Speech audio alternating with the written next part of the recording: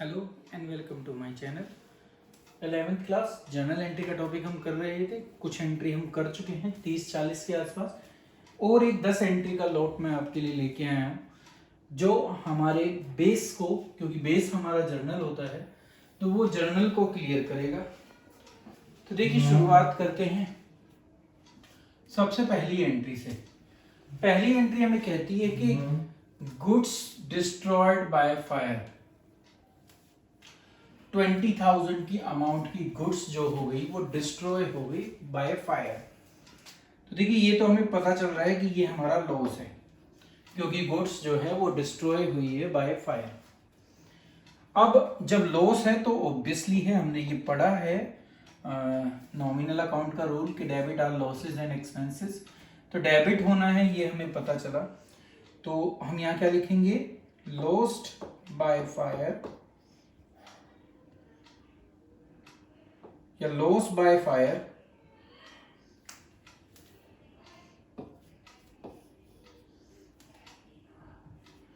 आप लॉस हुआ मुझे किस वजह से हुआ, आग लगने से, तो आप उसको डेबिट कर देंगे। Loss by fire account debit to, किस चीज का लॉस हुआ ये हमें समझना है। तो अगर इसको समझें हम तो पता चलता है कि जो गुड्स हमने खरीदी थी, गुड्स, अब गुड्स जब खरीदते हैं तो हमारी बुक में वो परचेज के नाम से आती हैं, जब बेचते हैं तो सेल बनकर चली जाती हैं। पर अब की बार क्या हुआ कि गुड्स को बेचा नहीं गया, उनका क्या हो गया, मुझे नुकसान हो गया। किस वजह से, क्योंकि वो जल गया। अब क्योंकि वो जला वो माल है जो हमारी बुक में परचेज के नाम से है, तो अब हम क्रेडिट भी क्या कर सकते हैं, क्योंकि हमने बेचा नहीं है इसलिए हम सेल वर्ड यूज नहीं करेंगे। तो क्या यूज करना पड़ेगा हमें, परचेज अकाउंट। तो जब भी गुड्स या कोई भी लॉस हो हमें गुड्स से रिलेटेड, तो हम अगर ऐसा कोई लॉस होता है तो हम परचेज वर्ड यूज करेंगे क्रेडिट में। नॉर्मली आपको परचेज वर्ड क्रेडिट में नहीं मिलेगा, पर इन स्पेशल केसेस में आपको वो क्रेडिट में मिलेगा। तो आप यहां लिखेंगे being goods lost by fire. Narration लिखना कंपलसरी होता है, तो हमने नरेशन लिख दी यहां पर। अब हम सेकंड एंट्री की तरफ चलते हैं। सेकंड एंट्री कहती है कि रिसीव हुआ 15,000 from insurance company against 20,000 for loss by fire. क्योंकि नॉर्मली हम अपने गुड्स का इंश्योरेंस करा कर रखते हैं, तो ये एंट्री हमें कहती है कि हमें 15,000 मिले। ठीक है, किस लिए मिले, कि इंश्योरेंस कंपनी ने जो मेरा माल जला था उसके बदले में। पहली और दूसरी एंट्री का आपस में कोई संबंध नहीं है, ये क्लियर कर लेना पहले। ठीक है, अब हमें ये पता चला कि हमें पैसा मिल रहा है, कितना मिल रहा है, 15,000। तो वो 15,000 हम कैश अकाउंट में डेबिट कर देंगे। ठीक है, टू किससे मिला, अगर आप देखो तो ये इंश्योरेंस कंपनी से मिला है, तो हम यहां पर क्या क्रेडिट करेंगे, इंश्योरेंस कंपनी। अब देखिए, और जो नहीं मिला वो मेरा लॉस हो जाएगा, लॉस बाय फायर। ठीक है, 5,000 और 20,000 इंश्योरेंस कंपनी। पर मैं आपको ये बता दूं कि इससे पहले एक एंट्री और होगी, क्योंकि इंश्योरेंस कंपनी ने जब हमारा माल जला होगा, जैसे हमने ये वाली एंट्री की है, तो उस समय भी हमने कुछ एंट्री पास की होगी इंश्योरेंस कंपनी के केस में, जब हमने इंश्योरेंस करा रखा हो। तो इन दोनों एंट्री में आपको रिलेशन समझना जरूरी है। तो जब कभी मेरी गुड्स जली होगी उस समय मैंने इंश्योरेंस कंपनी को डेबिट कर दिया होगा, क्योंकि मैंने फुल क्लेम के लिए उसको डाला होगा। तो मैंने क्या किया, इंश्योरेंस कंपनी अकाउंट को डेबिट कर दिया। कितने से, 20,000 से। मैंने लॉस बाय फायर को डेबिट नहीं किया होगा। टू, क्या जला था मेरा, गुड्स किस नाम से है मेरी अभी बुक में, परचेज अकाउंट। तो ये एंट्री मेरी पहली एंट्री होगी जो loss by fire to purchase की जगह होगी, क्योंकि इंश्योरेंस कंपनी से मैंने क्लेम लिया है इंश्योरेंस की वजह से। अब वो इंश्योरेंस कंपनी कहती है भाई नहीं भी तुम्हारा जो लॉस है वो 20,000 का नहीं है, 15,000 का है। तो 15,000 इंश्योरेंस कंपनी ने मुझे दे दिए।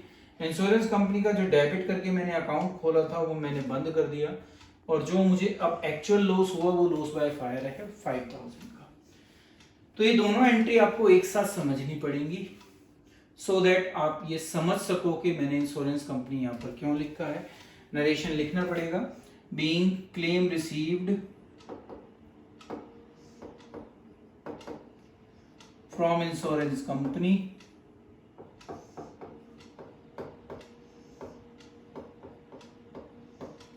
ठीक है, यहां पर यही लिखा जाएगा being good loss by fire. तो आपस में पहली दूसरी एंट्री का कोई संबंध नहीं था, पर मैं आपको बता रहा हूं जब कुछ ना मेंशन हो, इंश्योरेंस ना करा रखा हो तो ये एंट्री होगी, इंश्योरेंस करा कर रखा हो तो आप इस तरीके से ड्यू करेंगे।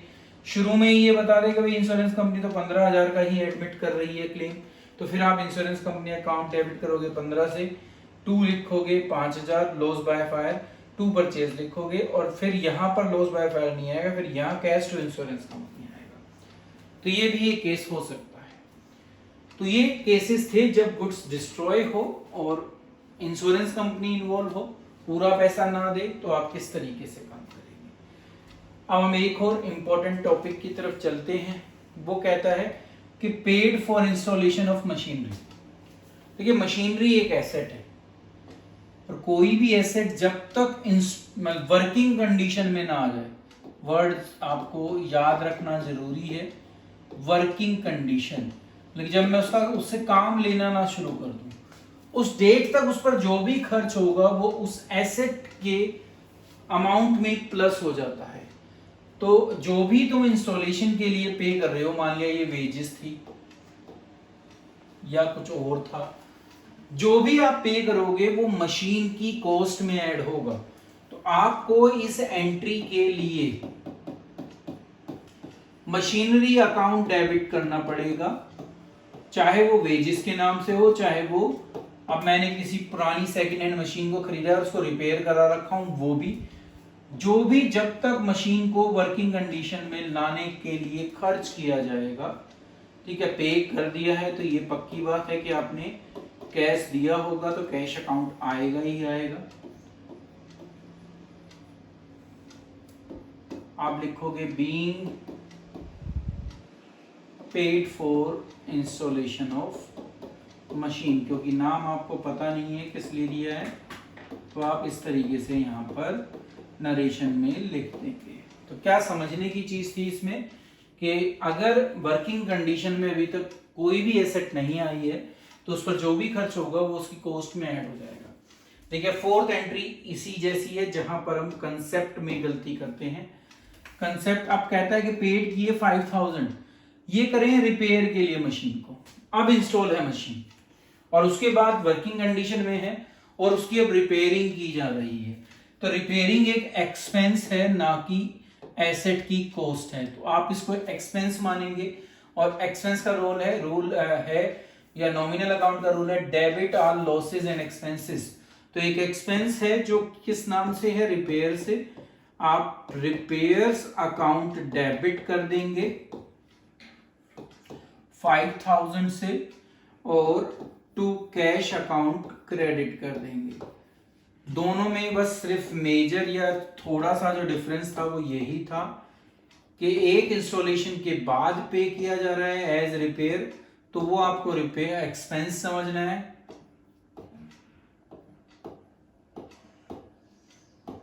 ये आपका मशीन की कॉस्ट नहीं हो सकता। और ऊपर जो था वो वर्किंग कंडीशन में लाने के लिए खर्च किया गया था, तो वो एसेट में जुड़ जाएगा। तो एक जगह आप एसेट का नाम यूज करेंगे और एक जगह आप रिपेयर यूज करेंगे। ये दोनों एंट्री साथ लेने का कारण ये था कि आप समझ पाएं कि कब आपको एसेट समझना है और कब आपको रिपेयर या एक्सपेंस समझना है। नेक्स्ट चलते हैं फिर गुड्स से ही रिलेटेड, जो ऊपर दो टॉपिक करे थे गुड्स, और अब यहां है कि goods stolen by employee, loss फिर हुआ तुम्हें, पर यहां दो चीजें दी हैं, ये उसकी कॉस्ट प्राइस है और ये उसकी सेलिंग प्राइस है। क्योंकि मैं बेच नहीं रहा तो सेलिंग प्राइस से मेरा मतलब नहीं है, भूल जाओ। एंट्री जो होनी है वो 1000 से होनी, क्योंकि आप उसको बेच नहीं रहे हो। ठीक है, अब गुड्स अगर स्टॉल कर ली, चोरा ली एम्प्लॉय ने, तो आपका तो लॉस ही है। तो लॉस बाय क्या लिखोगे? डिसऑनेस्टली लिख सकते हो, स्टोलन लिख सकते हो, कुछ भी लिख सकते हो। ठीक है, loss by stolen of goods किसने की वो नहीं लिखने की जरूरत है, बस ये लिख दो। टू क्या, जैसे यहां पर आपने परचेज यूज किया है, गुड्स मेरी अभी बुक में जो हैं वो एक ही नाम से है, परचेज अकाउंट। अगर वो जा रही हैं तो सेल होकर जाती, तो हम यहाँ सेल्स लिख देते, पर क्योंकि सेल नहीं हो रही तो हम यहाँ पर परचेज अकाउंट यूज करेंगे, चाहे गुड्स को स्टॉल क्यों ना कर लिया हो, चुरा क्यों ना लिया हो। तो being goods stolen by employee, loss है आपका, डेबिट होगा। और यहां क्योंकि इंश्योरेंस भी नॉर्मली नहीं होगा, क्योंकि चुराने के लिए हम कभी भी इंश्योरेंस करते नहीं है, जलने के लिए इंश्योरेंस होता है, यहां डायरेक्ट आपको लॉस ही होगा, कोई अमाउंट आपको नहीं मिलेगा। अब ऐसे ही एक और एग्जांपल आया, जब सेल नहीं हुई पर गुड्स मेरे पास से जा रही हैं। 6 में कहा गया कि गुड्स डिस्ट्रीब्यूट कर दिए एज फ्री सैंपल। आप क्योंकि अपने जो प्रोडक्ट है उसकी मार्केटिंग करते हो, तो उस समय अपने फ्री सैंपल में गुड्स डिस्ट्रीब्यूट कर दी 5000 की। ऑब्वियसली ये भी अब सेल नहीं है, तो यहां भी हम सेल वर्ड ना यूज कर क्या यूज करेंगे, परचेज अकाउंट। तो गुड्स जब तक बिकती नहीं है, अगर वो किसी भी रूप में बिजनेस से निकलती हैं, तो वो परचेज ही यूज करेंगे। बीइंग क्या लिखोगे, goods distributed as free sample. Obviously अभी मैं कह रहा हूं मार्केटिंग, तो आपको पता है ये एक एडवर्टीजमेंट एक्सपेंस हो गया। एक्सपेंस इसलिए बोल रहा हूं क्योंकि खर्चा है, रेवेन्यू को जनरेट करने के लिए किया जा रहा है, तो आप यहां पर एडवर्टीजमेंट एक्सपेंस क्या कर देंगे, अकाउंट क्या कर देंगे, डेबिट कर देंगे। अब हम 7th एंट्री की तरफ चलते हैं। अब देखिए मैं एक और एग्जांपल देता हूं जो मैंने लिया नहीं है पर आ सकता है, ऐसा भी लिखा हो सकता है, गुड्स डिस्ट्रीब्यूटेड या goods distributed to the charity. तो चैरिटी भी हो सकती है, तो वो डोनेशन हो जाती है। तो अगर चैरिटी वर्ड आ जाए तो आप यहाँ डोनेशन या चैरिटी अकाउंट को डेबिट कर देंगे टू परचेज अकाउंट्स। ठीक है, एक और एग्जांपल बनता है कि goods withdraw by the owner for his personal use. Goods को विड्रॉ कर लिया ओनर ने पर्सनल यूज के लिए, तो पर्सनल यूज होते ही वो ड्राइंग आ जाएगी, तो ड्राइंग अकाउंट डेबिट हो जाएगा टू परचेज अकाउंट। तो वो एंट्री भी ऐसी ही है जब गुड्स बेची नहीं जा रही और उनका दूसरा यूज किया जा रहा है। अब आते हैं हम 7th एंट्री पर जो अभी मैंने ली है इस 10 के लोट में। ये हमें कहती है कि लैंडलॉर्ड को रेंट पे किया 3000 का। तो पेड वर्ड आने से हमें ये पता चला कि मैंने कैश दिया है। अब क्योंकि कैश मेरे पास से जा रहा है और ये एक रियल अकाउंट है, तो ये मुझे क्रेडिट करना पड़ेगा, ये मुझे समझ में आया। बीइंग रेंट पेड, आगे अभी इसलिए नहीं लिख रहा क्योंकि अभी आगे मैंने क्वेश्चन नहीं पढ़ा था, इसलिए नहीं लिख रहा। 3000। अब वो कहता है कि इसका 1/3, तो मैं इसका 1/3 पहले निकाल लूं, तो 3000 का 1/3, 3 नहीं है 30,000 है। 30,000 का 1/3 जो होता है वो 10,000 होता है। कहा कि 1/3 जो है वो उस प्रीमिसेस के लिए है जिसको ऑक्यूपाई किया है प्रोप्राइटर ने अपने खुद के रहने के लिए। तो ये तो ड्राइंग हो गई, क्योंकि पे तो प्रोप्राइटर को पर्सनली करना चाहिए था, पर अगर फॉर्म पे कर रही है तो ये उसकी ड्राइंग कहलाएगी। तो आप 10,000 के लिए ड्राइंग अकाउंट को डेबिट करेंगे क्योंकि वो प्रोप्राइटर के पर्सनल यूज के लिए है। तो 20 क्या है, 20 आपका एक्सपेंस है। कौन सा एक्सपेंस, रेंट। हर एक्सपेंस अपने नाम से आता है, वहां लिखा है रेंट, तो रेंट लिख दोगे, साथ में लिखना चाहो तो पेड जो वर्ड यूज कर सकते हो, रेंट पेड अकाउंट। ठीक है, तो rent paid 1/3 for personal use. ये लिखना इसलिए जरूरी है जिससे हम पता कर सकें या जस्टिफाई कर सकें कि 10,000 ड्राइंग में क्यों गए हैं। अब हम 8th एंट्री की तरफ चलते हैं। 8th एंट्री हमें बताती है कि एक आकाश है मिस्टर, वो मेरा डेटर है और वो इंसॉल्वेंट डिक्लेयर हो गया और वो 5,000 उसको मुझे देने थे, मतलब वो उस पर मेरा उधार था 5,000 का, और वो इंसॉल्वेंट डिक्लेयर हो गया और उससे कुछ नहीं मिल रहा, मतलब प्रॉपर्टी को बेचने के बावजूद भी हमें कुछ नहीं मिल रहा। ठीक है, तो सीधी सी बात है कि अब मुझे पैसा नहीं मिलेगा, तो ये मेरा डूबा हुआ पैसा है जिसको हम कह देते हैं बेड डेप्ट। ऐसा डेप्ट जो अब बेड हो गया, मतलब कि डूब गया, जिसकी रिकवर के करने की कोई चांसेस नहीं है, तो लॉस है। लॉस हमेशा डेबिट होते हैं, तो इसलिए बेड डेप्ट भी क्या हो रहा है, डेबिट हो रहा है। 2 क्या नाम लिखा है, आकाश। उस आकाश के अकाउंट को हम क्लोज कर देंगे क्योंकि अब उससे पैसा नहीं मिलेगा। नरेशन अगर लिखनी हो तो आप लिखेंगे बीइंग आकाश बिकम इंसॉल्वेंट, और आगे लिख सकते हैं nothing has to be recovered.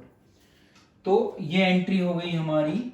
जब कोई डेटर जिससे मुझे पैसे लेने हो वो क्या डिक्लेयर हो जाए, इंसॉल्वेंट, और मुझे कुछ भी नहीं मिल रहा हो।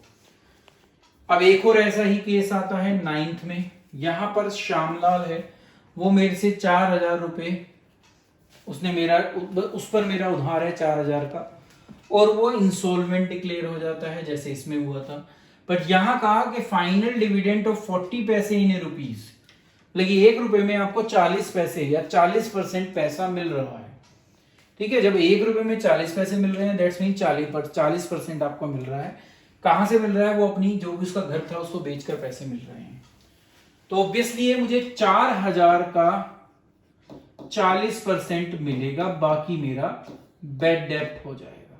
तो देखिए, तो हमें पता चलता है कि 1,600 रुपए मुझे मिल रहे हैं। 1,600 रुपए के लिए मैं कैश अकाउंट डेबिट कर दूंगा क्योंकि इतना पैसा मेरे पास आएगा। ठीक है, और जो श्यामलाल का अकाउंट है मेरी बुक में, वो मैं पूरी तरह से क्लोज कर दूंगा क्योंकि वो इंसॉल्वेंट डिक्लेयर हो चुका है। कितने से, 4,000 से। यहां पर भी नरेशन यही बनेगी, being Shyamlal declare insolvent and paid 40 पैसे इन रुपीज। ठीक है, तो ये आप लिख लेना। मेरे पास यहां पर स्पेस नहीं है, तो श्यामलाल में 4 गए, 16 यहाँ आए हैं, तो बाकी कितने बचे, 2,400 रुपए। ये अब मुझे नहीं मिलेंगे, तो इसके लिए मैं बेड डेप्ट यूज करूंगा। ये मेरा लॉस है। तो इसको कंपाउंड एंट्री भी कहते हैं, जहां हम 2 चीजें मिक्स कर कर लिख देते हैं। तो इस तरीके से ये हमारी 9th एंट्री होती है। अब 10th को देखते हैं। तो 10th एंट्री के लिए मैं यहां पास कर रहा हूं उसको, सो दैट ये एंट्री मिटा रहा हूं यहां से, क्योंकि ये आपको समझाने के लिए थी कि ऐसा क्यों हुआ। यहीं पर अब मैं अपनी जो 10th एंट्री है वो पास कर लूंगा।